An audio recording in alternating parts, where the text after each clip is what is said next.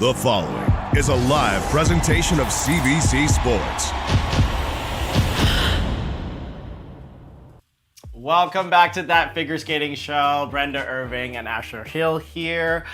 Skating has been so exciting. This Grand Prix has been amazing. We got backflips, we got quads. But one thing is very much missing in figure skating on this Grand Prix circuit and international in general. It's the absence of strong Canadian free skaters, particularly in the men's event. And when we do see them, they're barely cracking into the top 10. So we ask, where they at? What's going on? And I think we say it just like that? We say it just like that. What's going on? What's going on, Canada? Where they at? Where the men? And I think we have an expert that can probably help us navigate and give us some insight on the struggles of the men's singles in Canada. It is the four-time world champion, the incomparable analyst, commentator, Kurt Browning. He does it all, doesn't he? He is multi-hyphenate. National treasure. Love this. You're Love also in that this. movie. Love what's happening. Thank you very much. I just do this So, on. what is going on with the Canadian men right now? I mean, just think there's yourself, Elvis, you name the, on and on and on. Why don't we have, another Patrick Chan? I think part of it is that it's always good to have somebody out front that's really, clearing the path. And then everyone else tries to clamber over each other to get as good as they are. For us, it was Orser, of course. And Brian, just sets such a shining example. Patrick, Jeff Buttle, we've had such great leaders. And then, now we don't quite have somebody. We don't have repeat winner in the men's event. And I think that there's a loss of direction in a way. It's just so nice to be a young guy at Worlds and to feel like someone's leading you. And that's what I felt as a young guy. And that's what we've not had. Also, I think this is going to sound weird, but I just feel like our guys are trying too hard. They're trying so hard that they're killing it with love, to quote Scott Hamilton. When he missed, he's like, I killed it with love. I tried too hard. Just enjoy. And when Roman Zadovsky gets out there and is enjoying his skating, and he's one of the best, then the jumps follow.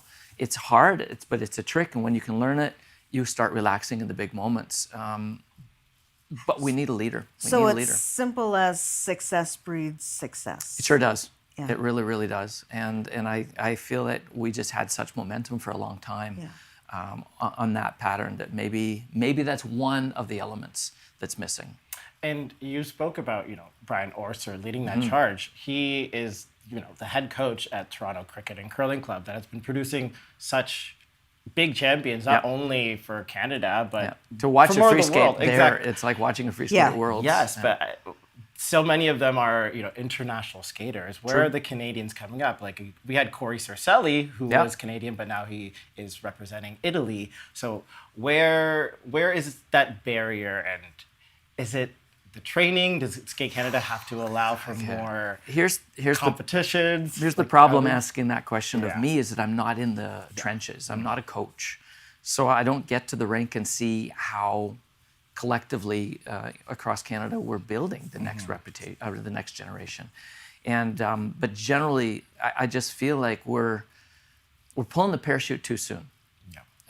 In general, like get mad, get even, get tough. I'm not sure what takes you to the top 10 in the world, but it isn't passive. It's never passive. It's excited. It's motivated. It's angry. It's whatever it takes. So put a fire under it and light it and let the rocket fly. I know that they've started to have the athletes compete more. That was one of the kind of the mandates this year. Just hoping that they get used to being out there on competition ice, which I guess is so important because a lot of it's up here. It's so important. If you go to an event and you don't see where you fit in, you don't fit in.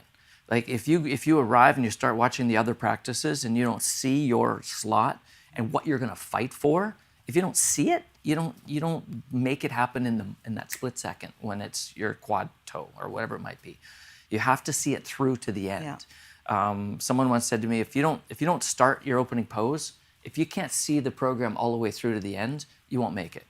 And I think that's part of it as well. There just feels like there's a lack of, fight. Yeah, and of course, these skaters that we have right now are decently talented. Oh my gosh. But they're just inconsistent. Like Wesley Chu, Alexa Rakic, who's come such a long way. He's pretty Roman new. Sadovsky, who's been here, but just But like Roman at Skate Canada, yeah. injured. Like of course, there's always like Scott Hamilton. I love quoting Scott Hamilton, but he says there's never excuses, just reasons. Yeah. But there are some legitimate, obvious reasons. But I miss the old days, right? When Canada was winning, like when your sports team isn't winning, it's not as much fun. Speaking of the old days, this gets us into the conversation of artistry versus athleticism. Okay, so how the quads have taken over. They sure have. What's your take on the state of things, state of play right now? I think we're okay. I mean, other people might disagree, but I feel like the best always make both happen at the same time. The best, which is why they're the best. If you're 15th and 18th in the world and you're having to drop the program to get the quad toe landed, that makes sense to me. But when you're top 5 in the world, you don't do that anymore. You somehow find a way to bring it all together into one yummy stew pot of quads and music. And who right now in the men's event or the women's event, but obviously we're talking about men, who's bringing that delicious stew, that mixture of both athleticism and artistry? That's the thing. Is like I would say Adam, but then I watch him the next time and it's not there. The magic is gone. And I think that it is so technically difficult that on a whim, skaters need to, even Kaori Sakamoto, sorry, we're talking men today, but like even the 3-time world champion drops the program sometimes to get the business done. And we understand it. But that's why it's so special when it happens together at the same time. And it's rare. And that's why it's applauded. Well, if there's like any, Canadian single men, of course, I mean skating single men. Call me. But if there's any Canadian free skaters who are watching, what advice would you have for them to push themselves to that next step to become what they want on the international stage? I can tell you that the closer I got to the competition, the better I felt. You have to enjoy competing. And you have to find the things in it that make you work hard at home, and don't just, don't just work hard at home and then get there and go, like work hard for the moment. Like keep playing it in your head and keep putting yourself under pressure and in the TV lights, and someone just skated great before you. Yes, that's the best because I'm going to skate better than that. And then my mark's even going to be higher. Like play those games with yourself so that in the moment, you're halfway there already, so that you can enjoy competing, and the pressure and the fun and the excitement. If you knew what was going to happen, it'd be boring. Like if you already knew. Yeah. So like relish in the competition, and then get out there and fight for it in that split second.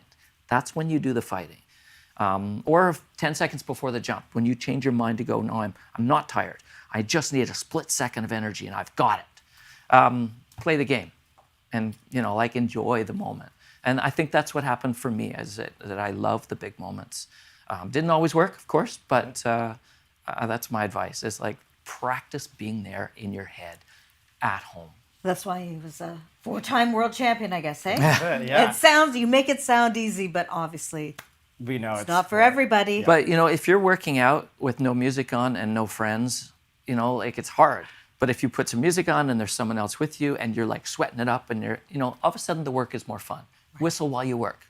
Disney had it, Yeah. So I guess that's my advice, is like put yourself in the moment earlier at home, and then get there and find where you fit in the competition, and then make it happen. Yeah. Well, some wise words from Kurt Browning. You're sage advice. Smart. I dressed it as an owl this year. Halloween. The Duolingo owl. Yes. He's violent. I don't like him. But wise words from Kurt Browning, and some insight into our struggling men in Canadian figure skating. Thank you, Kurt, so much. We're not going to chat backflip? Oh. No. No. We're out. Oh, you want to talk backflip? I gotta come back for another day. Another day? All right. I'm loving the backflip. Bye. Hey. We're down? Okay. So we're not ending. Kurt, backflips are not illegal anymore. You know, you did backflips. Rhea Bonnelly made it famous as well. And now they're just allowed in programs. What do you think of that? I think that when, as a professional, you do them, or in the gala when you see them, the audience loves them. Brian Orser once said, he goes, backflip extended my career by a decade. and I think it's great with the caveat that it's truly dangerous, which is why it was always banned.